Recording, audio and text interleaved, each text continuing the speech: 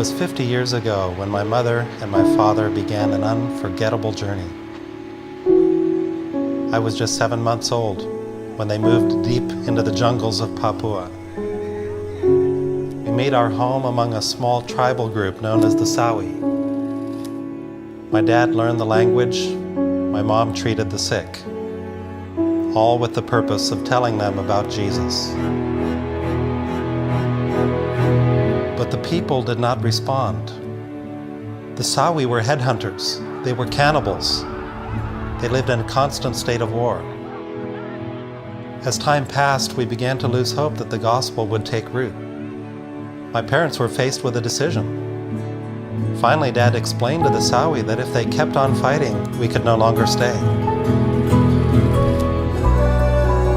But the Sawi were desperate to keep us around, so they finally agreed to make peace with each other. In order for that to happen, each Sawi village gave an infant, a baby boy, to their enemies, and this child became known as the Peace Child. It was through this unexpected exchange, buried deep in their culture, that my parents were given a perfect opportunity to share the gospel with the Sawi, to explain to them that God sent His very own Peace Child, Jesus, to make peace with us. It's been 50 years since that day, and we're very anxious to see how the Sawi are doing.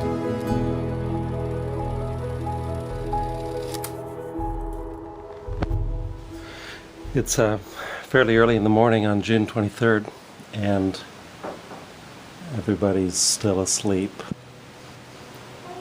And this is the day. I'm on my way. I was up pretty late last night making sure that I had everything I needed. And I hope I haven't forgotten anything. I got quite a few gifts for people.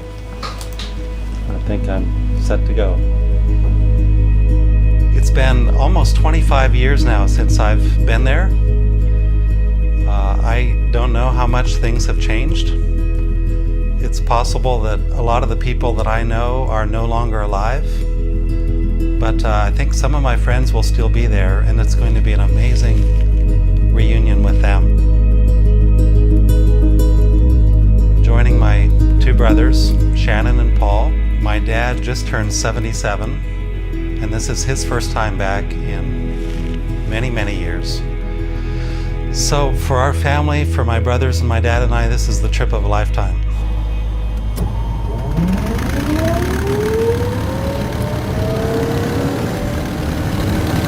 So now we climb, all we do is climb, and we'll just keep on climbing until the day we die, until the day that we die.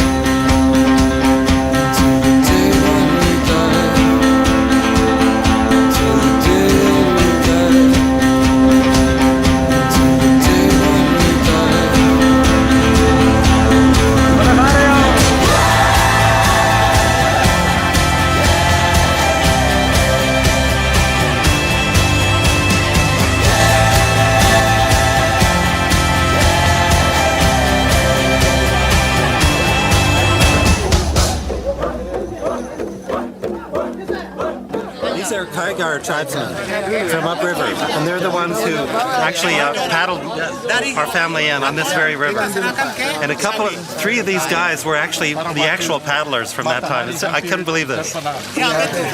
He's so proud because he said we gave them to the Sawi. Yeah, they're real proud because they said they gave up their mom and dad and gave them to the Sawi, their enemy tribe. Yeah. Her father was one of the paddlers, and he died, so she's taking his place. These two women are the daughters of the paddlers who brought mom and dad. And they have their weapons in their canoes here to reenact the fact that they brought their weapons because they were heading into enemy territory. So each person is here with a meaning. There's symbolism in each person's presence on this little flotilla of three canoes. Just to taking us to the same place where we landed. Yeah, to the very same spot.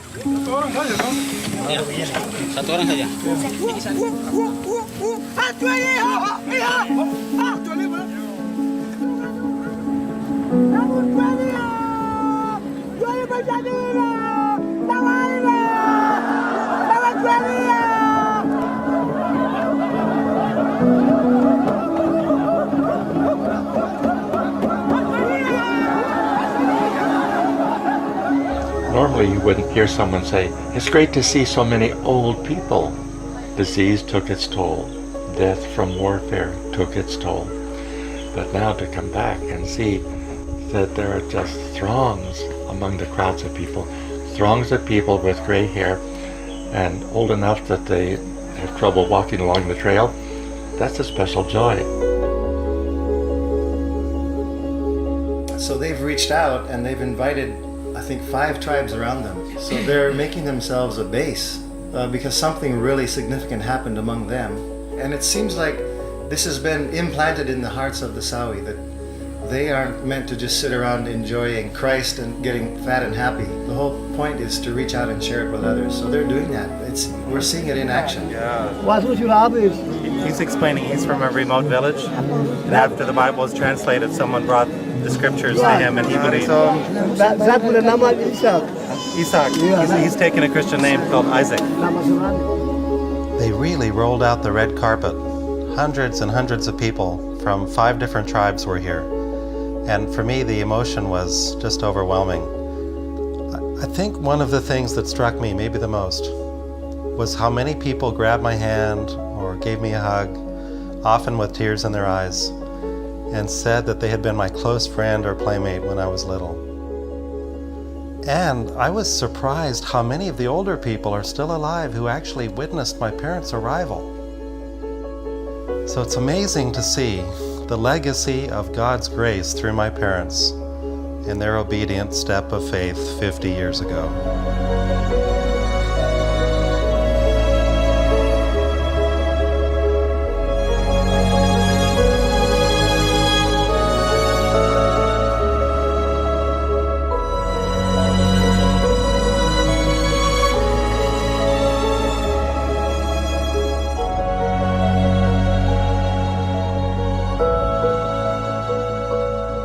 No electricity except for a little generator, and there's no emails, there's no text messages. Just, you know, it's just quiet here, and it's beautiful, and there's a connection with the people here, and just waking up in the morning, hearing the sounds of the jungle, and I don't know, I've slept better last night than I have in years, even though I'm just sleeping on the floor in this village. So there is something to going back. Because I've lived so many places in different parts of the world, traveled so much, I've never been able to really say where's home. But I think this would probably be more than anywhere else. It's where I was born and raised.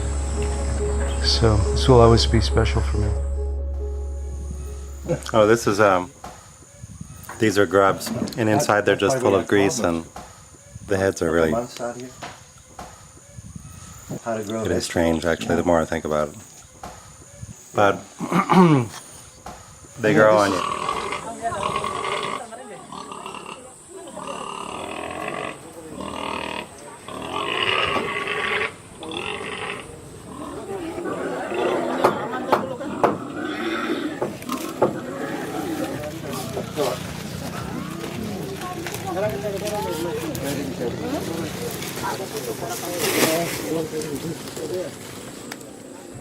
When we came for the first time, there was a lot of enmity between the tribes. Coming back after so many years, to see the relationship between these people where there's really almost no line of demarcation between them.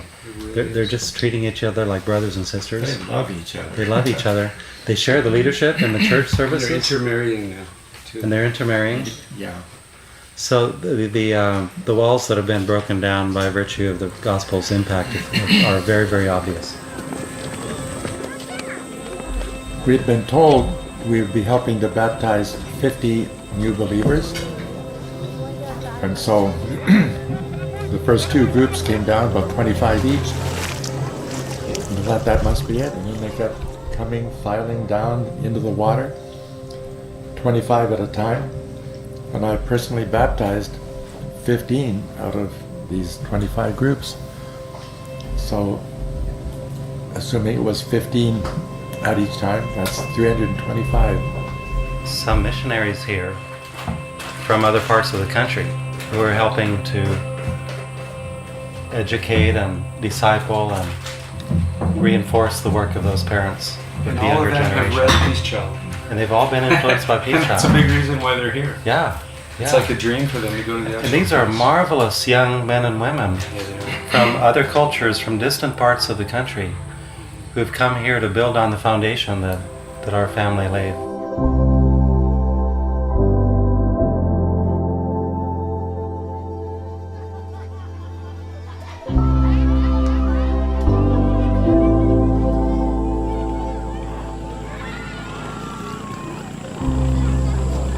This is our yard around here. My dad made this bridge that I'm standing on more than 40 years ago, probably 45 years ago. And my world just revolved around this area, just swimming in this river. His name is Moses, and he was just saying that he used to really enjoy jumping off the tree here with me into the river. Jadi bagaimana dampak pelayanan orang tua saya? Jadi sekarang orang tua dulu yang datang di sini dulu kami masih gelap. He said when my parents came years ago that they were still living in darkness. Sekarang orang tua sudah tanam firman di sini, Injil sudah masuk di sini, sudah damai, God's aman. word has been planted here, the gospel has been received, the place is full of peace, it's a safe place to live. We're very blessed. Kami rasa terima kasih kepada Tuhan sehingga I want to give Bapak thanks to dan God ini bisa tiba di sini. Dan besoknya Bapak because the Dr. gospel came berangkat, here. dan berkat yang apa yang Pak Dr. sudah bawa di sini sudah sebagai pedoman di sini kami pegang sampai seumur hidup. And I want you to know that when you leave on the airplane tomorrow, that we're going to stay faithful to the gospel as long as we live. It's everything to us. Selamat jalan. Goodbye and God bless you, he says.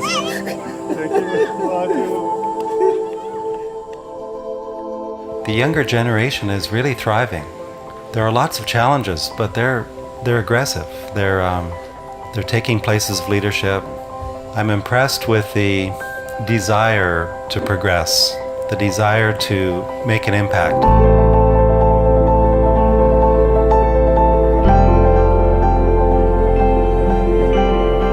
I'm encouraged that these tribes that used to be mortal enemies are so close to each other now. They see themselves almost as one. The old tribal barriers and divisions that I sensed and knew as a child have long since broken down. And they really feel themselves as being one people. Part of that is because they share a sense of significance and identity by virtue of their story that has been told.